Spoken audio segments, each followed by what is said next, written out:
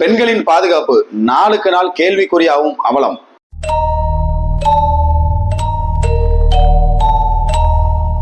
ஜனவரி முதல் இன்று வரை சுமார் 150க்கும் மேற்பட்ட பாலியல் வன்கொடுமை வழக்குகள் பதியப்பட்டிருக்கு.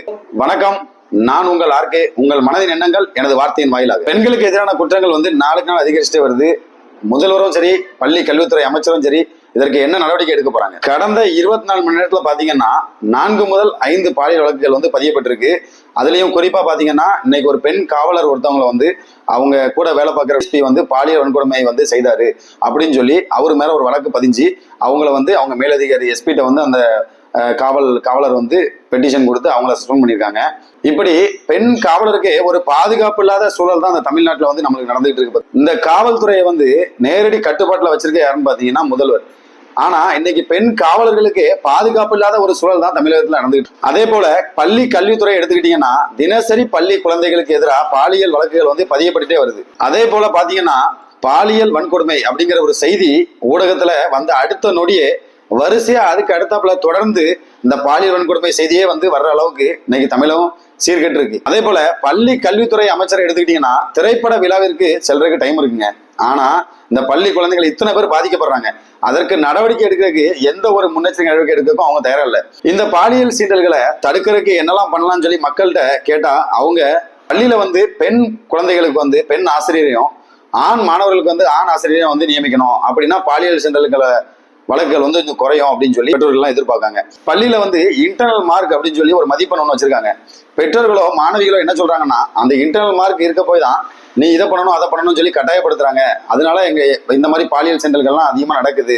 அந்த மதிப்பெண் இல்லாம தேர்வு மதிப்பெண்களை மட்டும் இருந்தான்னா இந்த மாதிரி பாலியல் சென்றல்கள் குறையும்னு சொல்லி ஒரு சில பெற்றோர்களும் மாணவிகளும் தெரிவிக்கிறாங்க. ஒரு சில பெற்றோர் என்ன சொல்றாங்கன்னா பாலியல் சீண்டல் பற்றிய ஒரு தொகுப்பை பாடப்புத்தகத்துல சேர்த்தாங்கன்னா அதை பத்தின விழிப்புணர்வு மாணவிகள் மத்தியில இருக்கும், அதுலயான தவறுகள் குறையும் அப்படின்னு சொல்லி சொல்றாங்க. ஒரு சில பெற்றோர்கள் என்ன சொல்றாங்கன்னா நம்ம பிள்ளைகள் நம்ம கிட்ட இருக்க நேரத்தை விட ஸ்கூல்ல தான் அதிகமான நேரத்தை ஸ்பெண்ட் பண்றாங்க. அதனால பள்ளிக்கு போயிட்டு வர்ற குழந்தைகள்கிட்ட கொஞ்ச நேரமாவது நம்ம மனசை விட்டு பேசணும். இன்னைக்கு ஸ்கூல்ல என்னெல்லாம் நடந்துச்சு, என்னெல்லாம் பண்ணாங்கன்னு சொல்லி எல்லாமே கேட்கணும். கேட்டா அதுல எதுவும் பாலியல் சென்றர்கள் தவறுகள் நடந்திருந்தா அதை பிள்ளைகள்கிட்ட சொன்னா அந்த தவறை திருத்துறதுக்கும் ஒரு வாய்ப்பு இருக்கும். அதே போல இந்த பெண் காவலருக்கு ஒரு பிரச்சனையை பத்தி நம்ம முதல்ல சொல்லியிருந்தோம். கொஞ்சம் யோசிச்சு பாருங்க, அவங்க வேலை பார்க்குற அலுவலகத்துல அவங்களுக்கு ஒரு பாலியல் சென்டர்ல ஏற்பட்டிருக்கு, பிரச்சனை வந்திருக்கு. உடனே என்ன சொல்றாங்கன்னா இனிமேல் பெண் காவலர் அலுவலகத்துல பணியில ஈடுபடுத்தக்கூடாது அப்படிங்கிறாங்க. அப்போ இன்னொரு இடத்துல அந்த பிரச்சனை நடக்குது. அவங்க ஒரு பணிக்கு அனுப்பியிருக்கீங்க, அங்க ஒரு பிரச்சனை நடக்கு, இனிமேல் அந்த பணிக்கே பெண் காவலர் போகக்கூடாதுன்னு சொல்லுவீங்களா? அதாவது ஒரு தவறு நடக்கு, அதை திருத்துறதுக்கு என்ன வழின்னு பார்க்கணும், அதுக்கு என்ன நடவடிக்கை இருக்குன்னு பார்க்கணுமே தவிர அந்த இடத்துக்கு பெண்கள் போகக்கூடாது அப்படின்னு எப்படிங்க நம்மளால சொல்ல முடியும்? யோசிச்சு பாருங்க. இது ஒரு சட்டம்னு சொல்லி இதை பாஸ் பண்ணியிருக்காங்க. அதாவது எந்த அலுவலகங்களுக்கு பெண் காவலர்கள் பணியில் அமர்த்தக்கூடாது அப்படின்னு. அதாவது பெண் காவலர்களுக்கு பிரச்சனை நடந்துச்சுன்னா மறுபடியும் அந்த பிரச்சனை நடக்காத அளவுக்கு ஒரு சட்டத்தை கொண்டு வந்தால் மட்டுமே அது பிரச்சனை முடிவுக்கு வருமே தவிர இப்படி நீங்க அங்க பணியில் அமர்த்தக்கூடாது, இந்த பணிக்கு நீங்க செய்ய விடக்கூடாதுன்னா அது முடிவுக்கு வராது அப்படின்னு சொல்லி ஒரு பகுதி மக்கள் தெரிவிக்கிறாங்க. அதுபோல பள்ளி கல்வித்துறையிலும் சரி, முதல்வரும் சரி ஒரு அறிக்கை ஒன்று விட்டுருக்காங்க. அது என்னன்னு பாத்தீங்கன்னா இனிமேல் தவறு செய்த ஆசிரியர்கள் அவங்களோட கல்வி ரத்து செய்யப்படும் அப்படின்னு சொல்லியிருக்காங்க. நான் என்ன கேட்கனா, கல்வியை ரத்து செய்வீங்க, அவங்க மறுபடியும் அந்த வேலையில சேர முடியாதா அப்படிங்கிறத கரெக்டான ஒரு விளக்கத்தை தெரிவிக்கணும். அதே நேரத்துல இந்த மாதிரி தவறுகள் செய்யற ஆசிரியர்கள் ஒரு 4 பேரை வேலையை விட்டு எடுத்தாங்கன்னா இந்த மாதிரி குற்றங்கள் குறையக்கான நிறைய வாய்ப்புகள் இருக்குன்னு ஒரு பகுதி மக்கள் தெரிவிக்கிறாங்க. இப்படி பெண்களுக்கு எதிரான குற்றங்கள் நாளுக்கு நாள் அதிகரிச்சுட்டு இருக்குங்க. ஆனா நம்ம தமிழக முதல்வர் என்ன சொல்றாப்லன்னா பெண்களுக்கான பாதுகாப்பான மாநிலத்துல தமிழ்நாடு தான் முதல் இடத்துல இருக்கிறது ஆச்சரியமா இருக்கு.